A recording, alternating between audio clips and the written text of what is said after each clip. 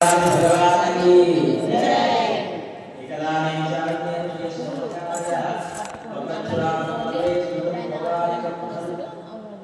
पूर्व सूत महामुनि कनकीश्वरैन शिवकारि सत्यनारायण स्वामी व्रत महत्याన్ని వివరిస్తున్నాడు. మాట్లాడుతుంది పూర్వం నాలుగు మహాముని అన్ని లోకాలు సందర్శిస్తూ మనం ఉండేటువంటి భూలోకానికి వచ్చాడు. భూలోకంలో మానవుడు పడుతున్న కష్టాల నుంచి వీరి బాధ తీరడానికి ఏదైనా ఉపాయం ఆలోచించాలి అని వైకుంఠానికి వెళ్ళాడు. అతడు శ్రీమన్నారాయణుని అనేక విధాలుగా ప్రార్థన స్వామి భూలోకానికి వెళ్ళారు. అక్కడ ఉన్నటువంటి మానవులు చాలా కష్టాలు బాధలు భరిస్తున్నారు.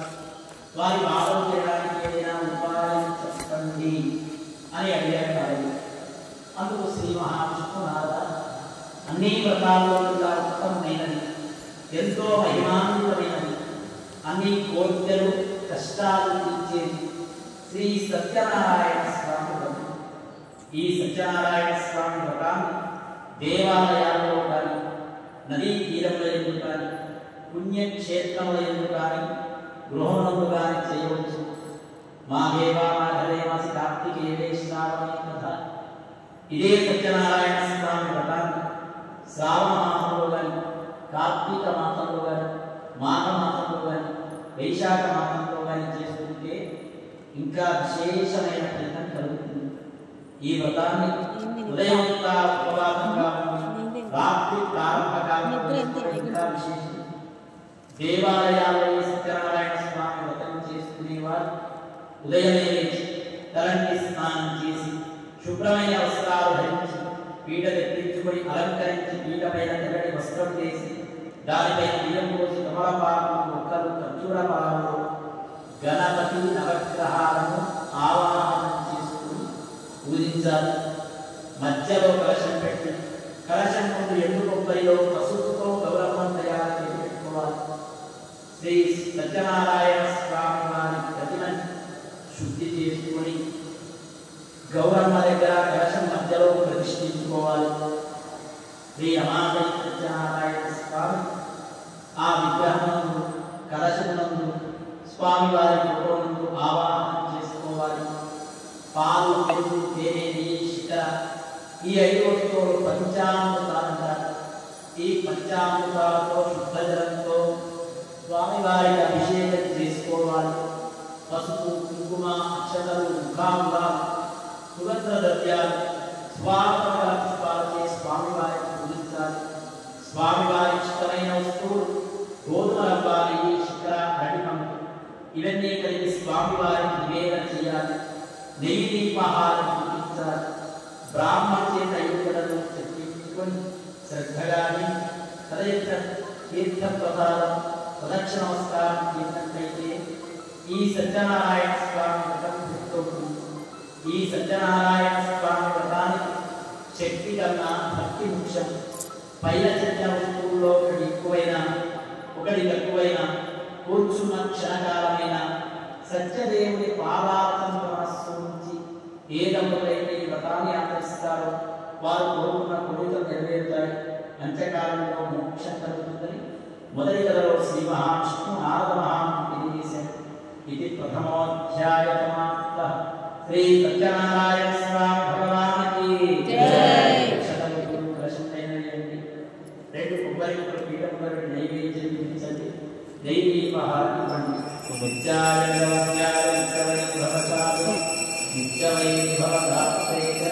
శ్రీ సత్యదేవాయ చింత పెట్టి కళ కట్టుకోండి. నమస్కరోమి. చేతిలో అక్షరం పట్టుకోండి. శ్రీ సత్యనారాయణ స్వామి భగవానికి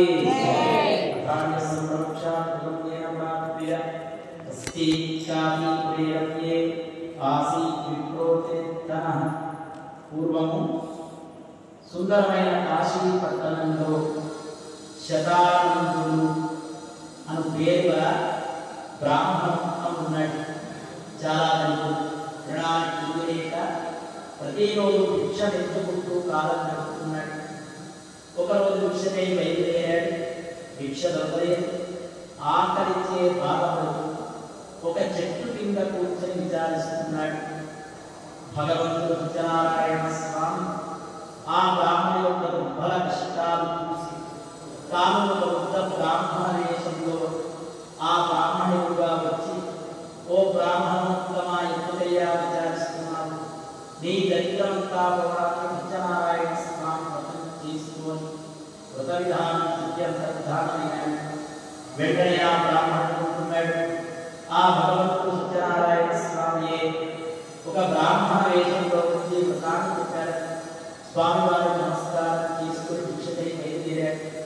సత్యనారాయణ స్వామి అనుగ్రహం వల్ల ఆ రోజు భిక్షలో చాలా ధనం వ్రతానికి కావలసిన సామాగ్రి తీసుకొని బంధువులు తీసుకొని భక్తిగా సత్యనారాయణ స్వామి వ్రతాన్ని చేసుకున్నాడు. ఈ బ్రాహ్మణుడు ఈ వ్రతం ప్రభావం వల్ల ఈ బ్రాహ్మణుడు కొద్ది కాలంలోనే ధనవంతుడైనాడు. ప్రతి నెలకొకసారి సత్యనారాయణ స్వామి వ్రతాన్ని ఆచరిస్తున్నాడు. ఆ బ్రాహ్మణుడు వ్రతం చేస్తుండగా ఒక కఠిన వ్యాపారి ఆ బ్రాహ్మణుడు ద్వారా సత్యనారాయణ స్వామి వ్రత విధానాన్ని వ్రత మహత్యాన్ని తెలుసుకుని తాను కూడా సత్యనారాయణ స్వామి వ్రతాన్ని చేయడానికి నిశ్చయించుకుని స్వామివారి నమస్కారం చేస్తున్నాడు. స్వామి, ఈరోజు వ్యాపారంలో ఎంత లాభం వచ్చినా ఆ ధనాన్ని కట్టుకుని నీ వ్రత వస్తువులు సమర్పించుకొని నీ వ్రతము చేస్తామని స్వామివారి నమస్కారం చేసుకుని వ్యాపారం చేసుకుని వెళ్ళాడు.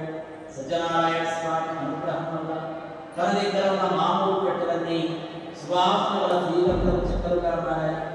ఆ కట్టెల వ్యాపారి సిద్ధపడుతూ ధనం వచ్చింది. వెంటనే వ్రతానికి కావాలని సామాగ్రి ఇచ్చుకుని బంధువుల్ని బ్రాహ్మణుని పిలుచుకుని సాయంత్రం వరకు ఉపవాసంగా ఉండి భక్తిగా తనకుతలోనే సత్యనారాయణ స్వామి వ్రతాన్ని చేసుకున్నాడు. ఈ కట్టెల వ్యాపారి ఈ వ్రత ప్రభావం వల్ల ఈ కట్టెల వ్యాపారి కూడా కొద్ది కాలంలోనే ధనవంతుడైనాడు.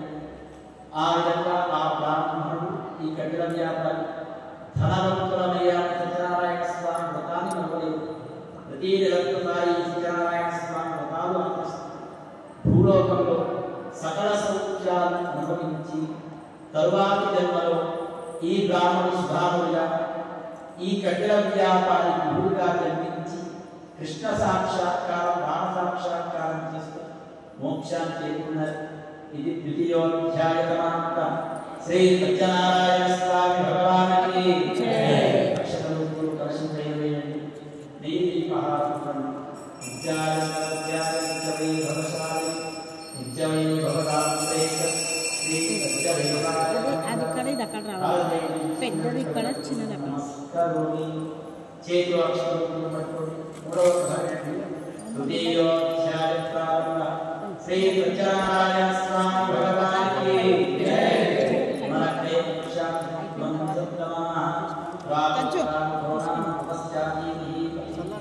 మూడోధ్యాయంలో ఉల్కాముడు అనే మహారాజు సంతానం కోసమై భద్రశీల నదీ ఒడ్డున సత్యనారాయణ స్వామి వ్రతాన్ని చేసుకుంటున్నాడు. ఆ వ్రతం చేసుకుండగా సాధుశక్తి వైశ్య దంపతులకు వచ్చి స్వామివారి నమస్కారం చేసుకున్నారు. స్వామి, నీ దయ వల్ల మాకు సంతానం కలిగితే తప్పకుండా సత్యనారాయణ స్వామి నమస్కారం చేసుకుని ముడుపు గట్టి పెట్టుకున్నారు. సత్యనారాయణ స్వామి అనుగ్రహంలో అదే సంవత్సరం షావుకారి దంపతులకు కుమార్తె జన్మించింది. బంధువులను పిలుచుకొని కళావతి అని నామకరణం చేశారు. ఆ సమయంలో భార్య షావుకారి నా నాకు సంతానం కలిగితే సత్యనారాయణ స్వామి వ్రతం చేస్తామని ముఖ్యం ఎప్పుడు చేద్దామని అందుకు షావుకారి అంటున్నాడు, ఇప్పుడు వ్రతం చేసే తీరిక నాకు లేదు. తప్పకుండా అమ్మాయి పెళ్లి సమయంలో వ్రతం చేద్దామని వాయిదా వేసి వ్యాపారానికి వచ్చాడు షావుకారి. ఇంతలో అమ్మాయి పెళ్లి వయస్సు వచ్చింది. పెళ్లి చేయాలని తనకు మగ సంతానం లేదు కనుక అల్లునే ఇల్లరికం పెట్టుకోవాలని దూతను పంపించి కాంచన పట్టణం నుండి ఒక యోగ్యుడైన వైశ్యవాడిని తీసుకుని వచ్చి 5 రోజుల వివాహాన్ని అంగరంగ వైభవంగా చేశాడు షావుకారి. అదే సమయంలో సత్యనారాయణ స్వామి ఒక విషయాన్ని మర్చిపోయారు. షావుకారు దంపతులు మా ఇద్దరు కలిసి ముత్యాలు రత్నాలు తీసుకొని వ్యాపార నిమిత్తమై పక్కనే ఉన్న రత్నపాలపురానికి వెళ్ళారు. ఆ రత్నపాలపురాన్ని చంద్రగిరి మహారాజు పరిపాలిస్తున్నాడు. భగవంతుడు సత్యనారాయణ స్వామి అనుకుంటున్నాడు.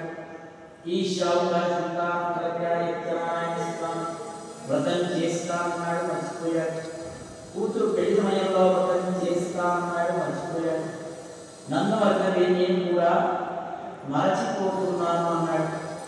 భగవంతుడు మరచిపోతున్నానని షావుకారు కుటుంబానికి అనేక కష్టాలు సంభవించాయి. ఇద్దరు మాయావతులు రాజుగారు ధనాచారం నుండి ధనాన్ని అపహరించి షావుకారు ఎక్కడైతే వ్యాపారం చేస్తున్నారు అక్కడ కుప్పలుగా ధనాన్ని కోరి మాయమయ్యారు. రాజుగారు భగవాజ్ఞాపించాడు. ఎక్కడ దొంగలు ఉంటే అక్కడికి పట్టుకుని వచ్చి కారాగారంలో బంధించండి అని ఆజ్ఞాపించాడు. రాజ్యంగా దిగారు, కానీ దొంగలు దొరకలేదు. షావుకారు దగ్గర రాగానే రాజుగారి ధనం ఈ షావుకారు వీరిని తీసుకెళ్ళి కారాగారంలో వేశారు.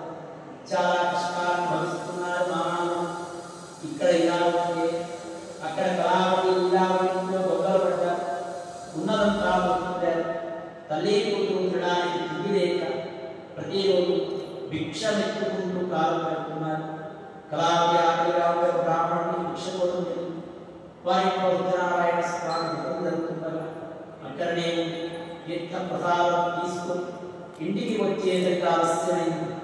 తల్లి కూతురి మందరించి అమ్మాయికి భర్త కానీ తండ్రి కానీ ఇంట్లో ఎవరు లేదు.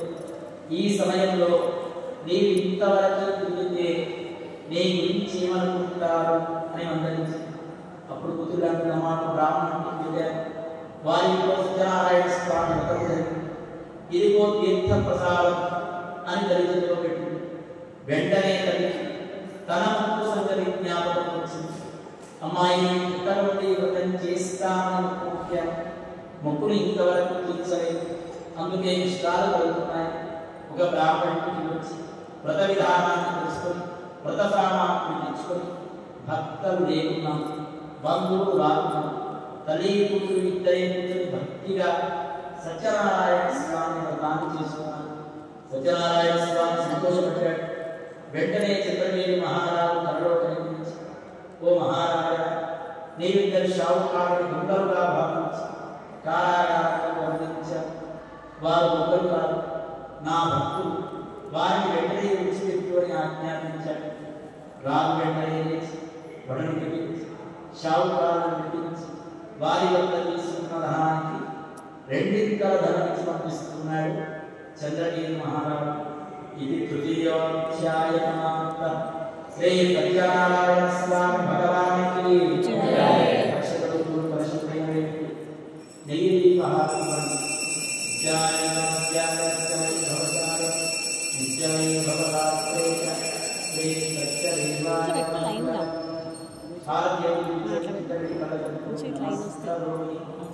చేతిలో అక్షరాలు పట్టుకోండి. నాలుగో కథ చతుర్థోధ్యాయ శ్రీ సత్యనారాయణ స్వామి భగవానికి యాత్రా కృత్వా మంగళాచారపూర్వకం బ్రాహ్మణేభ్యో దత్వా యయౌ స్వర్గంప్రతి. నాలుగో అధ్యాయంలో ఆ విధంగా చంద్రగిరి మహారాజు షావుకారుని సాగలిపాడు.